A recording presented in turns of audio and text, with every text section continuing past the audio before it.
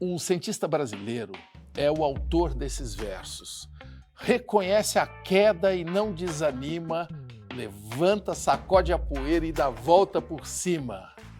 Paulo Vanzolini, além de compositor consagrado, era zoólogo. O meu convidado também é um cientista, um dos mais importantes do mundo, segundo a revista Nature, e volta por cima. É com ele mesmo. Será que ele vai nos ensinar? Físico, engenheiro, Ricardo Galvão, bem-vindo ao Provoca. Marcelo, uma grande satisfação estar aqui.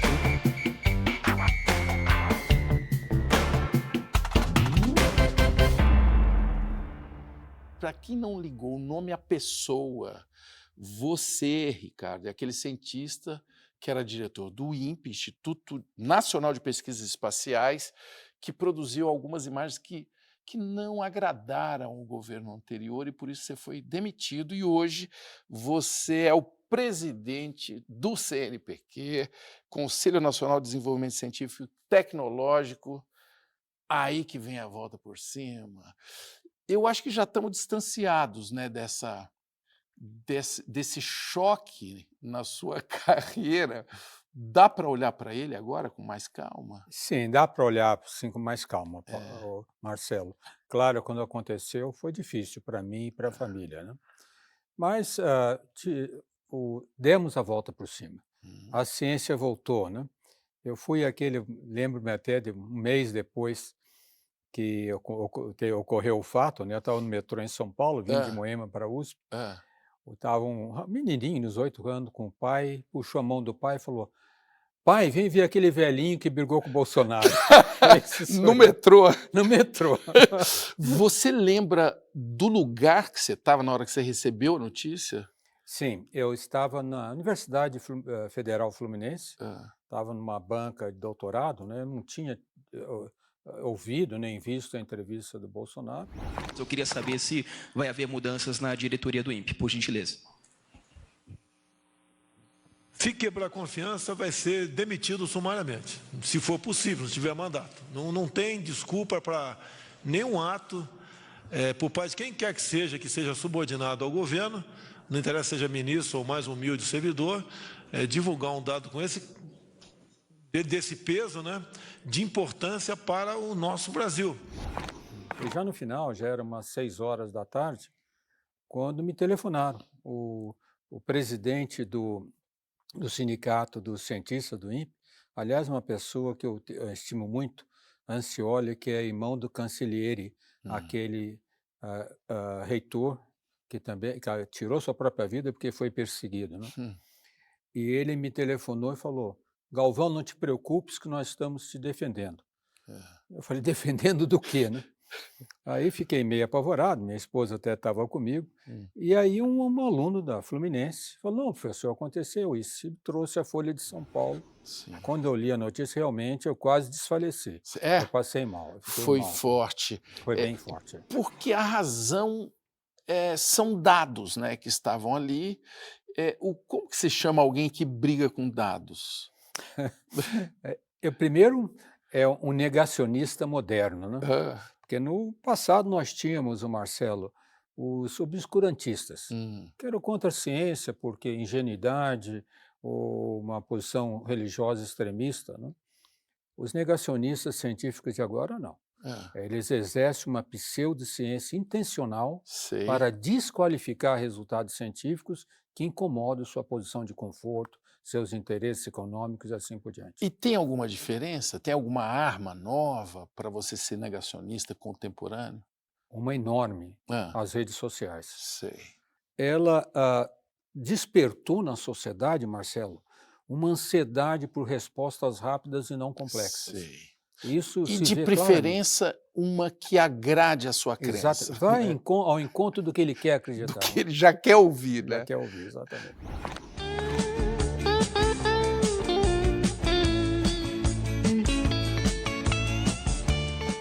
Vai ter alguma ciência para lidar com isso? Você sabe que isso é uma pergunta muito relevante, Hum. Marcelo. Tem muita gente estudando isso, inclusive do ponto de vista social, o pessoal da área de humanas, né, e também na área de ciência. eu já fui do Conselho Científico da Sociedade Europeia de Física, e lá já se preocupava com Sim. isso, né? Então, um esquema que está se usando é quando há algum ataque desse tipo numa rede social, quando é difícil responder de forma mais profunda, dê a resposta o mais rápido possível, mais simples, mas dando uma referência na internet onde Isso. aquilo possa ser visto mais Para profundamente. quem quiser continuar, né, a Exatamente. investigação.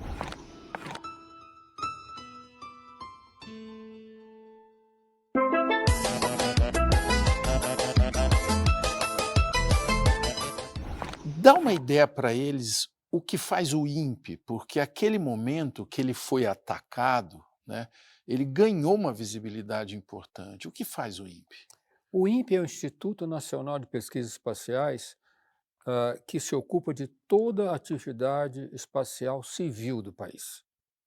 Desenvolvimento de satélites, utilização de satélites. Bom, nós todos usamos quando vemos a previsão do tempo, Do né? tempo. Pega o resultado do CPTEC, que é do INPE. Aquelas imagens Aquelas que nós imagens. vemos lá de cima, tal. O INPE começou em 1988, usar imagens de satélite para fazer monitoramento de todo o desmatamento da Amazônia. Foi pioneiro no mundo. Desde nisso. 88. Desde 88. Vamos ver um desmatamento na Amazônia. É fácil de um cidadão perceber. Tem um satélite, tira uma foto, né? Tem o dossel das árvores que é mais alto, mas aonde foi desmatado pode ter um verde que está baixo, né? Como interpretar aquilo? Foi desmatamento ou não? Então tem um processamento computacional forte, não é só olhar a imagem e dizer o que aconteceu. Tá. São imagens que carregam muitas informações. E qual é a precisão delas para algum negacionista que estiver nos vendo e falando assim, essas imagens não mostram tudo, não? Essa é uma pergunta muito importante, extremamente importante, porque o sistema que o INPE começou a desenvolver, que chama Sistema PRODES em 1988, ele dá, no final do ano, o quanto foi desmatado no ano. Esse sistema tem uma precisão de 95%. É uma das maiores precisões do mundo, inclusive essa série histórica do mundo é respeitada, até a própria revista Nature deu exemplo como um exemplo para os outros países seguirem. Mas em 2004, ainda no governo Lula, houve um pico de desmatamento na Amazônia, acima de 27 mil quilômetros quadrados. Então, minha grande amiga Marina Silva, uma pessoa que eu admiro muito, falou com o diretor do INPE, na época Gilberto Câmara, e disse, olha, não adianta dar o desmatamento no final do ano. Nós temos que ter um sistema de alerta que dê alerta de degradação dia a dia. E o INPE fez isso, criou um sistema DETER que não tem muita precisão, mas dá grandes áreas de desmatamento para ações diretas do IBAMA diárias. Com uma agilidade Com que dá agilidade. para chegar lá Atuar antes que seja continue. Exatamente.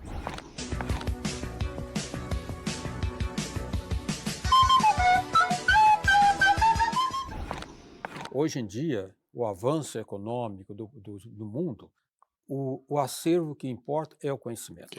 Mas os países que não tiverem uma população, não tiver conhecimento, para se beneficiar disso, vão ficar atrasados. Acontece o quê com um país desse? Vou dar um exemplo típico, né? Para não falar de nós, vamos falar da China, que é um país extremamente avançado. Nós estamos vendo agora o problema que até a própria China está enfrentando com Taiwan, porque Taiwan faz os chips mais desenvolvidos Os semicondutores, mais né? desenvolvidos do mundo, né? A própria China está caminhando nisso, porque Taiwan tem um conhecimento, máquinas avançadas, feito pelo holandês, e o caminho vai ser rápido. Então, o que aconteceu? Os Estados Unidos, que tinha, quando eu estudava lá, era o campeão da eletrônica no mundo, colocou toda a sua construção na China. Ficou para trás.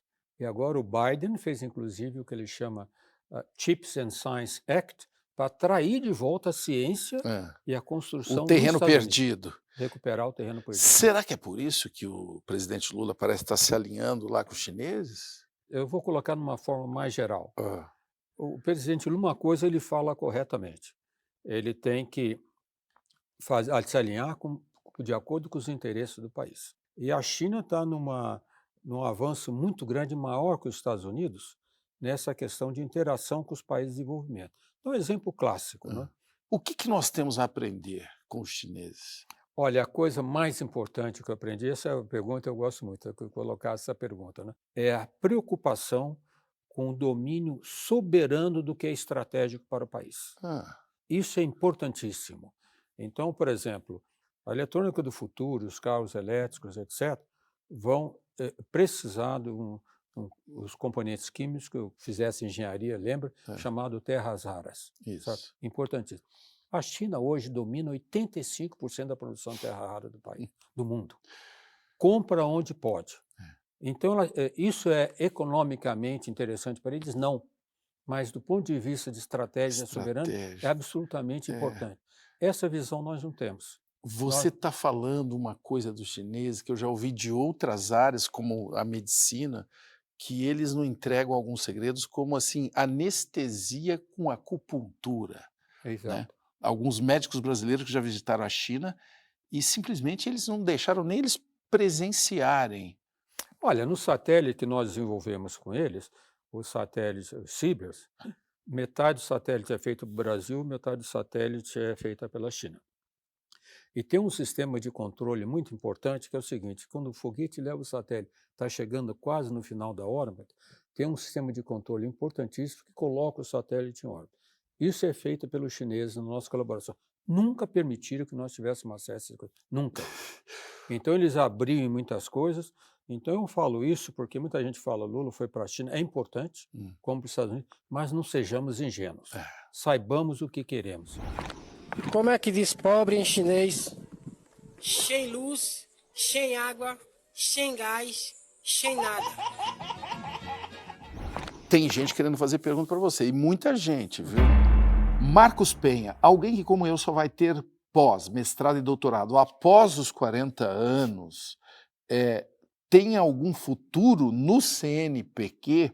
Ele fala, só agora a vida me permite concluir a graduação aos 42 anos. Esse é um problema sério. Ele tem razão.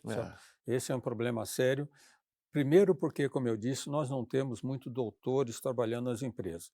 Para a academia, alguém que acaba o doutorado 40 e poucos anos, vai ter dificuldade, pelo menos nos grandes centros. Nós temos uma tendência agora no Brasil de estimular empregos e trabalhando no centro-oeste e no norte, onde ainda temos uma deficiência muito grande de doutores. Né? Mas, realmente, os doutorados no Brasil estão acabando muito tarde. Se quiser, 40 é tarde, é muito tarde. Né?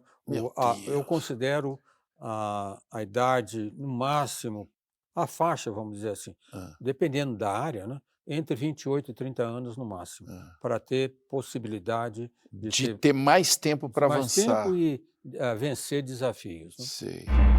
Júlio Juns, como explicar tanto negacionismo sendo aceito por milhares de brasileiros e até pessoas ligadas à ciência, ele pergunta, como astronauta, atual senador da República?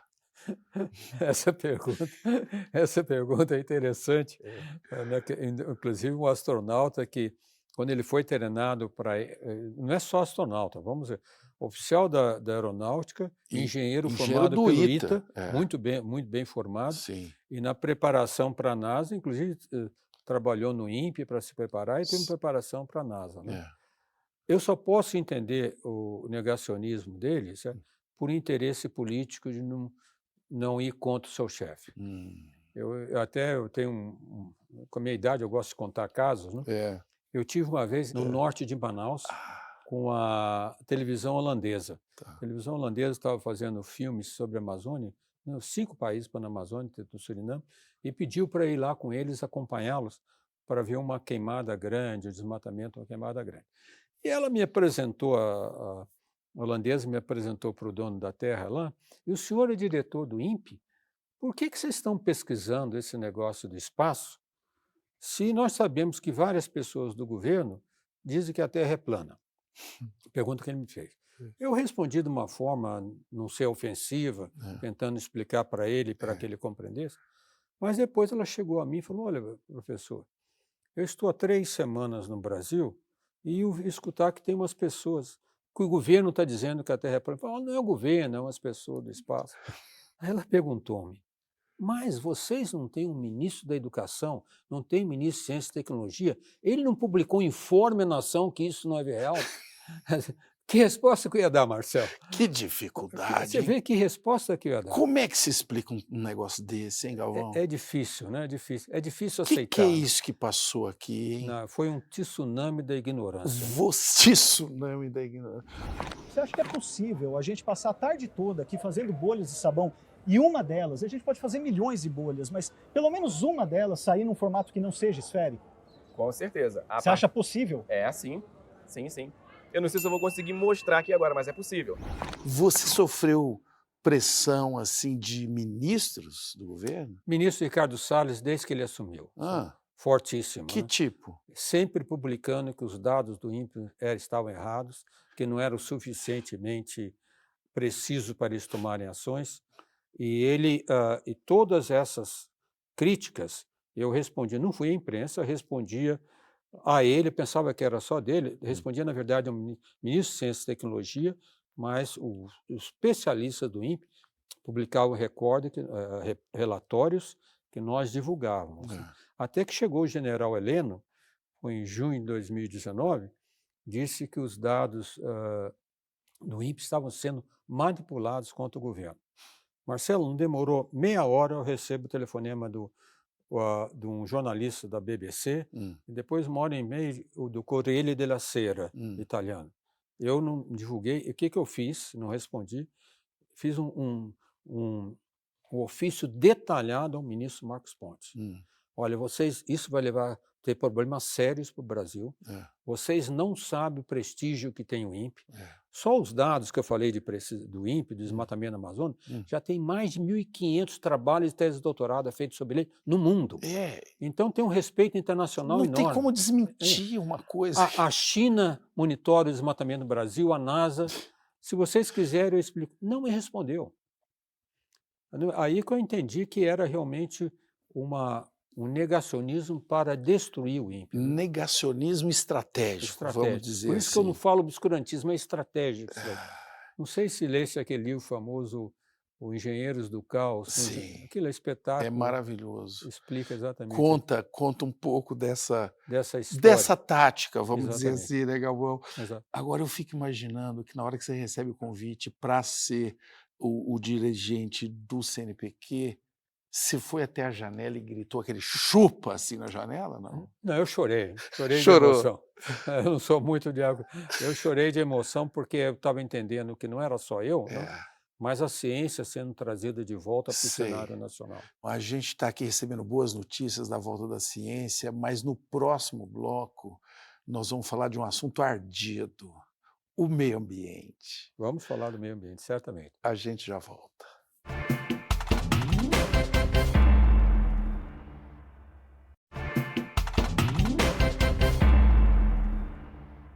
Bioma é uma palavrinha frequente na mídia para dizer sistemas complexos com solo, plantas, bichos, conectados formando uma rede. O Brasil tem 6 grandes biomas: Amazônia, Pantanal, Cerrado, Caatinga, Mata Atlântica e Pampa. O meu convidado, o cientista Ricardo Galvão, foi diretor do INPE e conhece de perto os biomas brasileiros. O Ricardo, desses nossos biomas aí, qual está mais doente e qual está mais saudável? O mais doente, que inclusive nos mais me preocupa, é a Amazônia. Né?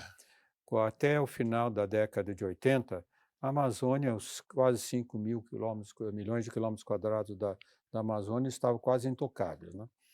De lá para cá, Marcelo, nós já desmatamos 20%. E pior, o desmatamento bastante concentrado em todo o sul da Amazônia. Começa do Maranhão, vai até o Peru, né? Num arco que uma grande geógrafa brasileira, Berta Becker, chamou Arco do Desmatamento. Nessa região, Marcelo, nós temos a umidade do solo decrescendo fortemente. O mais assustador é a Amazônia, porque a Amazônia, se lembras, não é tão mais novo que eu, né? Quando o governo militar penetrou a Amazônia, tem uma famosa frase de Alfineto que até hoje eu lembro. Ele fala: a maneira de conquistar a Amazônia é de fazer de lá um faroeste e depois mandar o xerife. O faroeste foi feito, o xerife nunca foi. Nunca.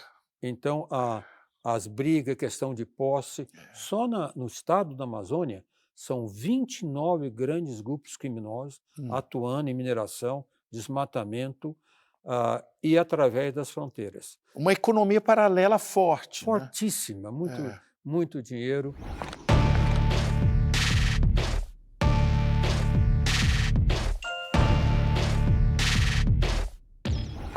Eu estava com uma cacica indígena do Alto dos Solimões, estava conversando com ela em Brasília, e vem um assessor dela falar com ela, ela começa a chorar. Eu pergunto o que foi. Acabo de saber que mais uma jovem da minha tribo se matou. Ela falou, nos últimos 2 meses foram 5 com esta. Que não tem apoio, todo ataque, problema de saúde, os mineradores entrando, estrupam uma indígena, isso tem uma coisa para ela, o resto da vida dela está estragada. Então, a situação na Amazônia é terrível. Salve as caboclas da mata, salve Iracema, salve Jurema, salve as caboclas da mata, Iara, Jussara, Jupira e Jandira. E qual está mais saudável? Bom, é claro que nós podemos falar que talvez o mais saudável parte seja o Pampa, embora seja muito atacado. Eu não tenho, assim, uma medida exata de como era antes agora, porque nós nos concentramos muito na Amazônia, né? Não se diria qual está mais saudável. A Mata Atlântica eu nem vou dizer, né? Porque essa foi a que foi a mais mais afetada. afetada até hoje. Eu não teria essa resposta, qual que está mais saudável. É como seja um monte de gente com bastante febre, né? Tu pergunta, Você vai tá escolher sentindo qual menos? que está melhorzinho.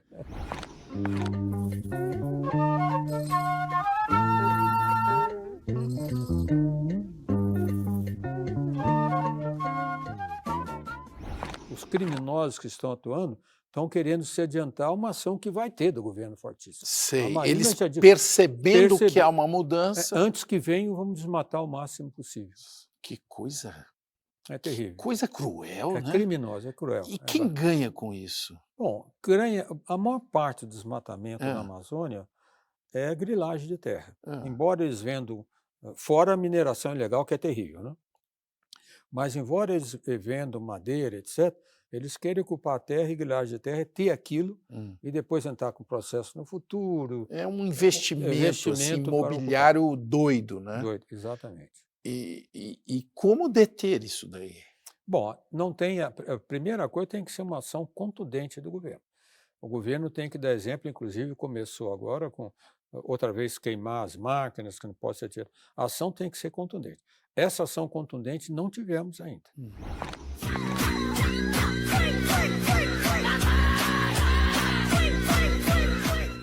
Quem que está desmatando? Como é que a gente sabe disso? São pessoas, são empresas, é o crime organizado? Tem o crime organizado, tem interesses locais fortes, ocupação de terra. A ação política local também é terrível. Tem muitos políticos interessados em promover esse desmatamento, ganhar. Eu não sei se ouviste uma das palestras que eu dei, né, quando eu tive aquele debate com o Ricardo Salles na Globo. Depois nós ficamos discutindo, né, na frente da jornalista, né, e o teu xará, o Marcelo, que é presidente da Associação do Agronegócio Brasileiro, né, ele diz ao Ricardo Salles assim, vocês têm que mudar o discurso, porque senão nós vamos parar com as nossas importações. A minha empresa, a Agropalma, exporta o azeite de dendê. E nossa propaganda é que produzimos sem desmatar. Vocês têm que parar com isso. E Carlos Salles respondeu na frente de nós, falou assim, Marcelo, sabes que nós não podemos fazer isso, porque Bolsonaro foi eleito com 100% de apoio dos desmatadores e mineradores ilegais da Amazônia. Diz isso na frente da gente. Olha, eu quase desmaiei na hora de decepção. Vai, vai, vai, boiadeiro, levando a boiada. Vai, vai, vai, boiadeiro, levando a boiada. Tem um outro conceito que eu acho que também é muito equivocado, que quem é do agronegócio é contra a preservação. Você acabou de falar de um representante do agronegócio. Quando que tem vamos muitos. esclarecer essa... Tem muito no agronegócio esclarecido, muito. É. Nós temos cada vez mais trabalhando na associação agricultura-floresta, agropecuária, floresta. Tem muita gente muito positiva trabalhando nisso, né? A chamada agricultura recuperável, regenerável. Tem muita gente trabalhando nisso. Mas, é claro, isso precisa de duas coisas, Marcelo: investimento, conhecimento e um empreendedorismo moderno, uma visão estratégica de anos. Não pode ser imediata, né? Eu estive recentemente no Brasil Conference, em Cambridge, nos Estados Unidos, e encontrei pessoas lá de empresas que estão investindo fortemente no mercado de carbono. Então, eles compram grandes áreas desmatadas, né? Atraem capital e educam, inclusive, produtores locais para produzir semente de árvores nativas e fazem um plantio enorme. Quando vão receber isso? Daqui a 20 anos. Né? Vai começando depois, mas investimento a longo prazo. Para que alguém faça isso, investa, tem que ter conhecimento, capacidade intelectual, né, e estratégia para fazer. Isso falta, infelizmente, em muitos agricultores brasileiros. E menos gula. Menos gula.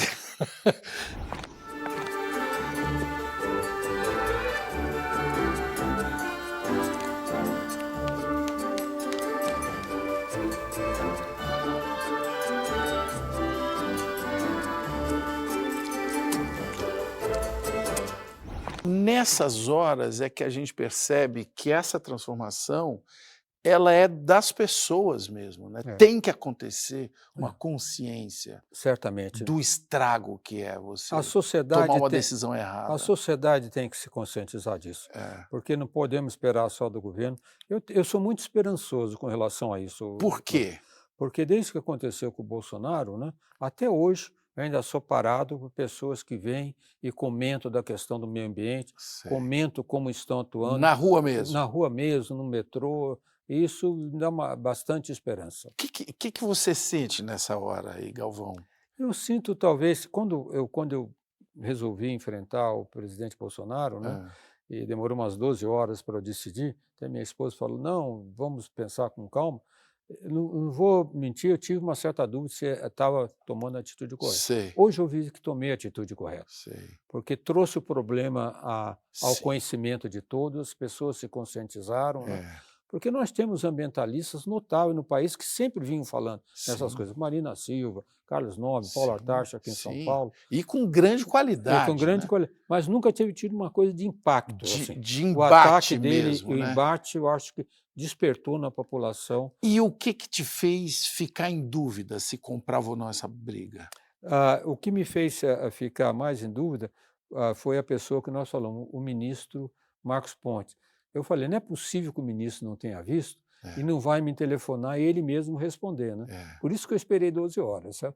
Mas depois que ele não respondeu, eu falei, agora tem que ser enfrentado. E por que ele não respondeu? Você consegue entender? Isso tem que ser perguntado a ele. Né? Né? Talvez pela consciência, mentalidade militar, né? O militar geralmente não vai contra o seu superior. É difícil entender um cientista negando assim, as coisas, né? Nós temos, inclusive no mundo, inclusive nos Estados Unidos, até um prêmio Nobel de Física negando o aquecimento global. É difícil entender, às vezes, o cérebro humano. O que está acontecendo com os nossos miolos, hein? Nós temos que ter sempre mentalidade aberta, mas não tão aberto que o cérebro caia fora. Eu acho que alguns derrubaram o cérebro.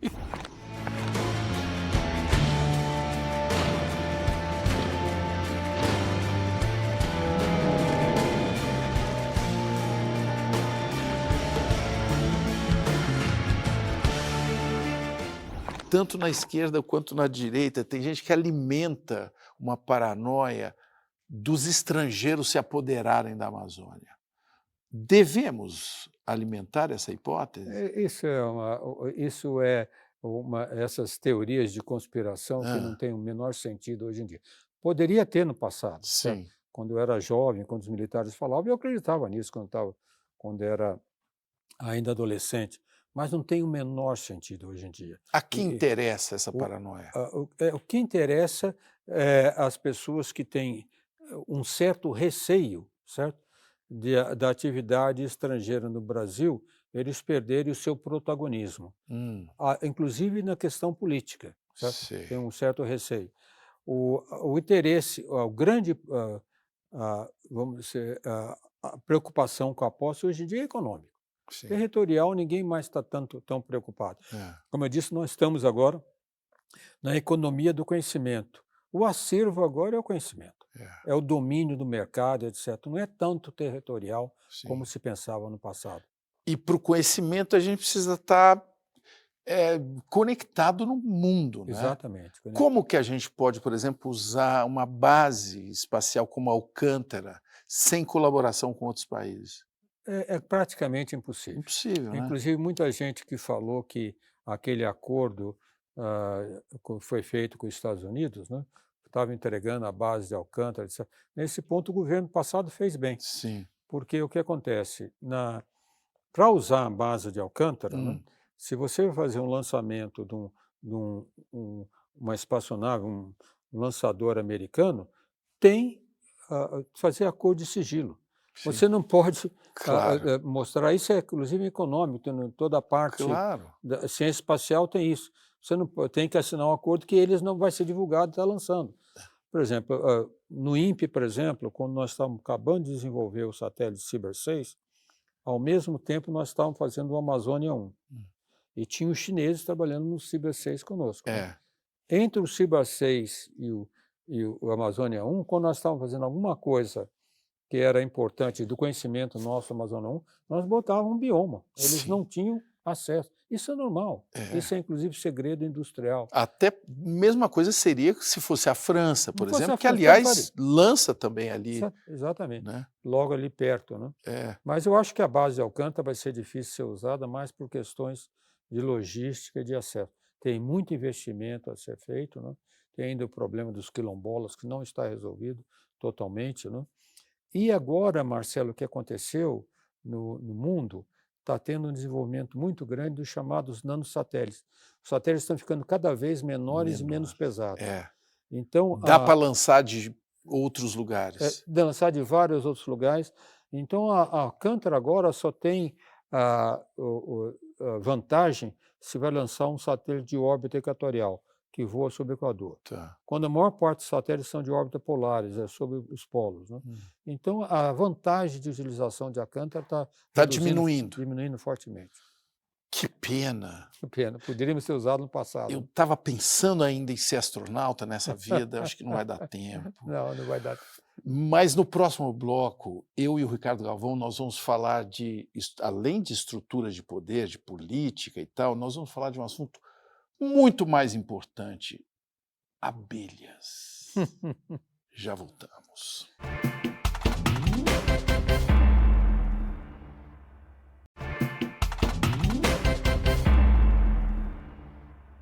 O filósofo Platão já disse algo assim: o maior castigo para quem não gosta da política é ser governado por aqueles que gostam. E como eles gostam, né? O cientista Ricardo Galvão inventou de se candidatar na eleição passada junto com um grupo de cientistas que decidiu entrar na política. O Galvão, quem teve a ideia dessa loucura? Ou não foi loucura? Primeira vez que me falaram, eu pensei que era loucura mesmo. Né? Na verdade, a primeira pessoa que veio me procurar foi a Mariana Moura, uma colega da USP, que ela resolveu criar o movimento Cientistas Engajados. A academia, Marcelo, tradicionalmente, quando se aproximava de cientistas, era sempre pedir mais recursos para a ciência, mais recursos para a educação, né? Mas nós não tínhamos o hábito de pedir, ou exigir, melhor dizendo, que a ciência fizesse parte da formulação de políticas públicas estratégicas. Então, teve uma percepção de que nós, cientistas, teríamos que ser mais atuantes, como, aliás, acontece no exterior. Né? Então, ela fez esse movimento de Cientistas Engajados, que são cientistas de todos os partidos políticos, né, que atuam juntos para se candidatar, para tentar ser eleitos para influenciar na formulação de políticas públicas. No dia a dia mesmo. No dia a dia mesmo. Da política. Eu tenho uma esperança, sim, que nós consigamos ter políticos que se atentem para a importância da ciência. Sim. Apesar do negacionismo, dos ataques à ciência e da política de descaso, muitas vidas foram salvas devido ao SUS. Você é mineiro de Itajubá, o pessoal já percebeu que você vai devagarzinho e sempre, né? De onde que vem essa vocação do mineiro para a política, Galvão? Itajubá sempre foi muito mais tradicional, apoiar os militares e tudo, né? Sim. E eu já tinha uma certa vocação para ver um pouquinho mais, estudar as coisas um pouco mais sociais, né? Eu morava em Niterói, estudava em colégio de salesianos, mas naquela época já se tinha muito a discussão da chamada teologia, começava a discussão da teologia da libertação. Nós já tínhamos trabalhos, trabalhava em favela, em tudo, né? Eu nunca pensei de ser de esquerda ou direita, nada disso, mas eu percebia que não podia ter uma visão totalmente capitalista, aquela ideia que a competição vai salvar o cidadão que está mal, nunca acreditei naquilo. E aí tinha umas certas conversas, mas naturalmente a atração para a ciência me dominou tudo. Quando eu comecei para a ciência, minha carreira foi toda nessa direção. E naturalmente, quando houve o governo Bolsonaro, a Mariana Moura falando e a Marina Silva, te lembra? Nós estávamos juntos com ela em Palaiseau, na França. Eu tive na Escola Politécnica, na Escola né, de Politécnica de Paris. É. Eu participei da mesa redonda com ela, né? E depois da mesa redonda, nós ficamos conversando quase umas 3 horas. Eu devo dizer, fiquei encantado com aquela senhora, né? Não é só a questão do meio ambiente, com uma visão muito interessante do sistema político, e ela, de uma certa forma, me libertou dessa que falaste aí, dessa dicotomia esquerda-direita. Sei. Lembra que ela até falou que eu sou uma ambientalista progressista, ela mencionou. E ela, conversando com ela, ela despertou em mim isso que eu gosto muito na discussão mesmo política, né? Que é a civilidade republicana. Sim. De você ver o problema da sociedade e buscar a solução para a sociedade aquela, sem ficar botando etiquetas. E junto, né? Junto as coisas. É o único jeito, parece, né? E isso me despertou muito. E no ano de 2018, ela me telefonou e pediu para eu começar a participar dos encontros da Fundação Rede de Sustentabilidade. E isso me fez, então, o mineiro que estava só em ciência entrar um pouco na política. Eita, coisa boa. Não? Você aceita votar em mim nessa eleição? Aceita, sô. Você é bobo. Um votinho só, sô. Você tá tão magrelinho. Vamos botar mais gente para a nossa prosa aqui, ó. Nelson Camargo. Como é possível explicar a eleição de alguém como Ricardo Salles em vez de alguém comprometido com a preservação da Amazônia como o senhor? Rapaz, como é o nome mesmo? Nelson Camargo. Nelson, eu vou te colocar até mais básico. A eleição em São Paulo me decepcionou muito. Tá? Então, vou colocar num contexto maior, porque quando eu participei, quando eu decidi aceitar a candidatura para ser deputado federal, né, eu viajei todo o estado de São Paulo. E eu fiquei encantado no começo, na pré-campanha não tinha recursos, mas quando meu nome foi lançado, eu fiquei impressionado, eu realmente emocionado com o número de voluntários, principalmente estudantes universitários, espalhados por todo o estado de São Paulo. Sim. Fui a Presidente Prudente, queriam trabalhar de graça, etc. Né? E essa viagem pelo estado de São Paulo me fez perceber uma coisa que, infelizmente, acontece com os políticos brasileiros. Em particular com os de esquerda, mas também um pouco com os de direita. Eles não têm um discurso que a sociedade usual quer escutar. Se nós... Quer escutar ou entenda? Quer escutar no seguinte sentido, vou colocar. Eu estava andando em Franca e veio um senhor, aproximou-se de mim, as pessoas reconhecem. O senhor que é o diretor do INPE, começou a conversar. Ele disse o seguinte: professor, eu quero saber o que vocês, eu sei que o seu partido está apoiando o presidente Lula, o que vocês vão fazer para o desenvolvimento da nossa cidade? Eu quero dizer, eu falei, mas como assim? Aí ele falou, eu sou o empresário do ramo dos calçados. Eu tenho 18 empregados. E, para mim, a reforma trabalhista foi importante, porque no final do ano eu tenho que contratar mais gente, né? E a reforma trabalhista me permitiu fazer isso, regulamentar isso daí, com carteira assinada, tudo, com contratos temporários, né? E quando vocês falam, fico falando de esquerda, direita, vocês não dão a mensagem que eu quero ouvir. Como que eu vou progredir? Como que eu vou fazer meu negócio melhorar? Sei. Isso me alertou um pouco, Marcelo. Porque se nós analisarmos a eleição de Lula e o Haddad no primeiro turno, né? Eu tinha certeza que o Haddad ia ser eleito governador do estado de São Paulo. Eu também, porque eu conheço pessoalmente, o respeito muito. Mas se nós analisarmos, Marcelo, pegar um círculo saindo aqui em Santa Branca, passa por Jundiaí, Campinas, Sorocaba e volta para Peruíbe, para dentro desse círculo, Lula e Haddad ganharam fora Santo André. Fora em nenhum lugar. Nenhum lugar. Fora o extremo do estado de São Paulo.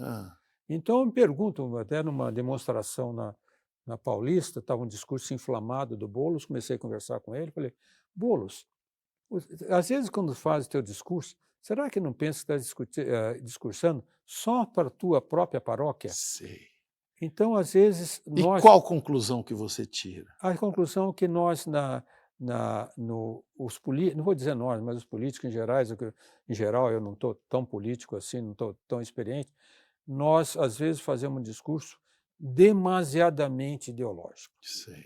Nós não sabemos realmente apontar as necessidades da sociedade. Do cidadão. E que propósito nós estamos dando para ele. E que muitas vezes não tem ideologia. Não tem para ideologia. Ele, não tem ideologia. Ele só quer entender quem está interessado em ajudar a resolver aquele problema. O progresso dele. Pelo que você está me falando, você não se considera um político.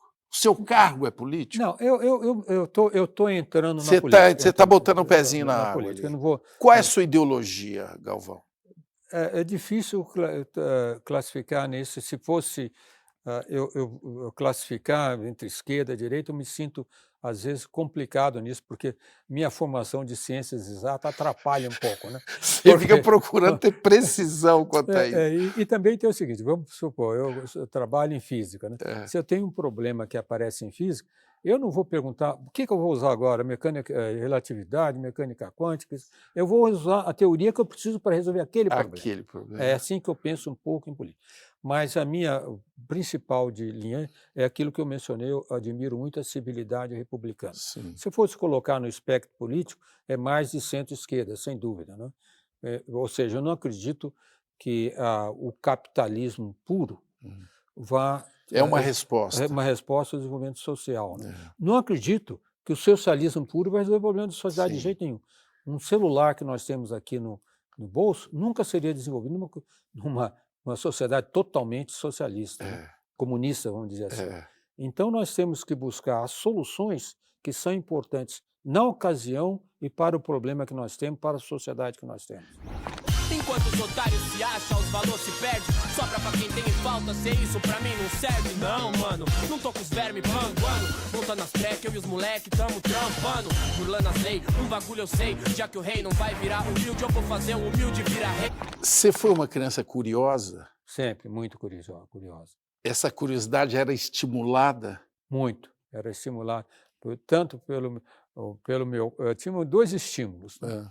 O meu pai estimulava a curiosidade, principalmente em coisas de matemática e engenharia, e meu avô materno, que também era professor da Escola de Engenharia em Itajubá, me estimulava a coisas práticas. Sempre gostei de mexer em mecânica, fazer marcenaria, essas coisas. Mão na massa. Mão na massa. Falando em mão na massa, nós temos algumas atividades comuns, como criar abelhas, né? Vamos para esse assunto que é o mais importante. Tá bom, sem dúvida. Né? E é engraçado que eu nasci na roça, em Tuverava, e reaprendi o meu roceiro interno na pandemia. Feliz Dia das Abelhas. Feliz dia, abelhinhas queridas. Feliz Dia das Abelhas. Feliz Dia da Abelha. Feliz Dia das Abelhas. E fiquei sabendo que você cria abelha. Que história é essa, Galvão? Desde 1982, eu criei abelha. Que isso? Isso também foi estimulado pelo meu pai. Olha só. Porque meu pai, quando aposentou-se, O meu pai, quando era jovem, ele nasceu e cresceu em Botucatu, né? Também em sítio. Sim. E aí depois foi ser engenheiro e tudo, e quando ele aposentou-se, ele não sabia muito o que fazer, né? Então ele fez um curso de apicultura. E ele e minha mãe, os dois fizeram. A mineira e o paulista fizeram o curso de apicultura. Mas não se tornaram apicultor depois das primeiras picadas de abelha. Desistiram, né? Olha aí. Mas me convenceram que valeria a pena. Valeria a pena levar picada de abelha. Então, logo quando eu comprei uma pequena propriedade em Paraibuna, eu resolvi imediatamente, por duas questões. Primeiro, eu não queria... o Paraibuna é uma zona muito montanhosa, e eu não queria explorar, do ponto de vista agrícola, por causa da erosão. Estava querendo, na verdade, que virasse tudo Mata Atlântica, deixar crescer as árvores. Aí eu pensei, o que eu posso fazer? Abelha. Abelha. Você já levou muita picada? Muita picada, muita picada. Você acostumou? Acostumei. A primeira vez que eu fui pegar, a minha primeira colmeia, um colega lá, tinha um sítio perto, né? Fomos num lugar que o fazendeiro tinha algumas colmeias e se irritou com elas porque matou uma vaca, né? E queria queimar tudo. Então nós fomos, eu não tinha nem roupa direito, né? Voltei fortemente picado, né? Mas eu fui me acostumando e aprendi uma lição muito boa. Eu acho que essa foi a razão até que eu aceitei entrar para a política, né? Que você tem que aprender a levar picada, aguentar a dor e esperar um pouquinho até ela ficar quentinha, depois ela fica quentinha, né? Então vai se acostumando. Gente, como que a natureza é interessante. Elas não podem voar agora, mesmo assim elas podem se defender. Tem gente que pode estar nos vendo, que entra uma abelha na casa dele e quer matar imediatamente. Explica que ser é esse? Qual é a função da abelha no mundo? Ela é a razão da nossa existência, quase, né? Ela é um dos principais vetores, atores de toda a polinização. Nós estamos... De tudo, de comida. De comida e praticamente tudo. E nós estamos agora com as mudanças climáticas muito preocupados, porque está claro, as abelhas estão se mudando para condições melhores, né? E pode atrapalhar a apicultura. Não só a abelha, tem outros insetos também, até o morcego ajuda na polinização muito, né? Esse é o tal do colapso das colônias? O colapso das colônias que estão falando. Porque aí não tem como a vida continuar sendo replicada, né? Praticamente vão ter que contratar gente para fazer polinização manual. Né? Porque ele é um software, né? Que vai conectando as coisas lá. Eu gostei disso, palavra software. Não boa. É um só, porque para mim, assim, eu tenho uma caixinha de abelha sem ferrão, eu não tenho problema. Então vou desafiá-lo para ir, desafiar-te para ir lá. Eu tenho algumas abelhas sem ferrão, né? A jataí, eu tenho bastante jataí, que é uma delícia. Aliás, 1 litro de mel de jataí está custando mais de R$100 agora. E é maravilhoso, que produz pouco, né? É essa daí que eu tenho, Galvão. Mas não amasse os alvéolos redondos, não. Tá? Redondo. Mas não amasse para tirar o mel. Não amasse. Eu tiro com seringa, né? Com seringa, e tem os alvéolos que são só pólen também. Tem só pólen. Que bichinho maravilhoso, né? Ver as abelhas trabalhando é encantador, que inteligente. Né? É uma lição para o ser humano. E é bonita demais, né? Inteligente. E ela tem uma coisa de preservar um número ideal de habitantes na sua cidade, ao contrário da gente, né? Exatamente ao contrário. Além da organização social que elas têm, né? As abelhas africanas, por exemplo, as primeiras que nascem, cuidar da limpeza da colmeia, depois as que vão procurar néctar, vão ficar mais velhas, ficam guardas, porque sabe que quando picam, morre. É uma organização social notável. E ela não faz casa perto da outra para não ter competição, né, por alimento. Exatamente. Né? Que bichinho, devia estar ensinando a gente. Né? Ela está ensinando. Né? Nós que não sabemos aprender a lição.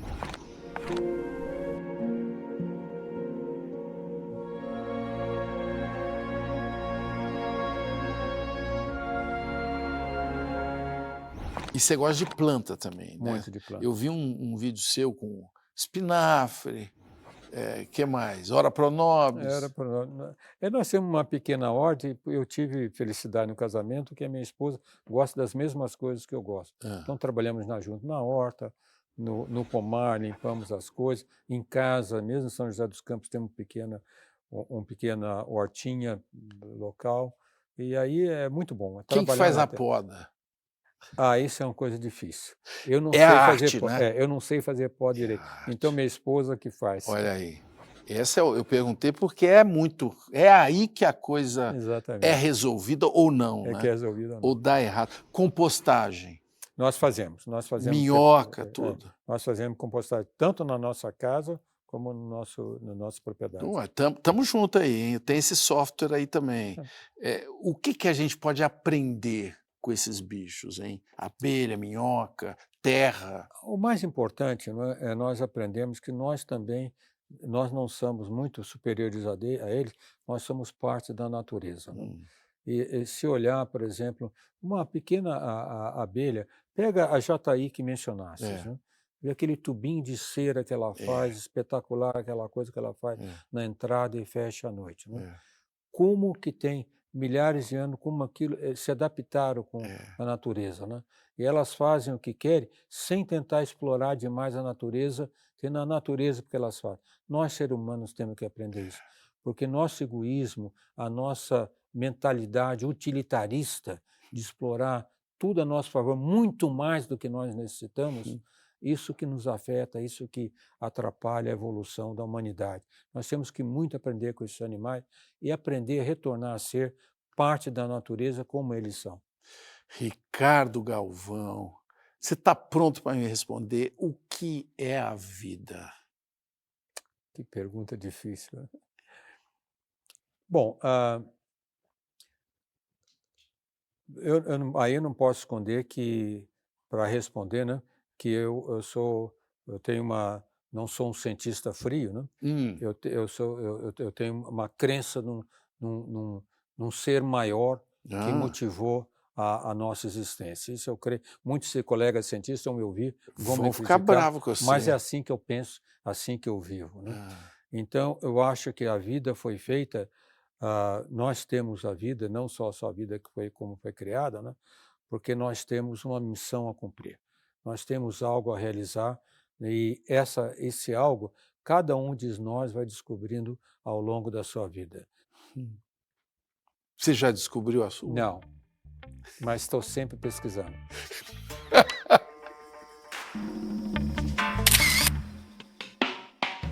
Galvão, você é um cientista que parece que vai abrir uma igreja. O que está acontecendo? Posso até abrir a Igreja da Ciência. A Igreja da Ciência. Essa vai ser boa, hein? E viva as abelhas. E viva as abelhas. E a ciência. E a ciência. Obrigado pela visita. Tá bom, obrigado, Marcelo.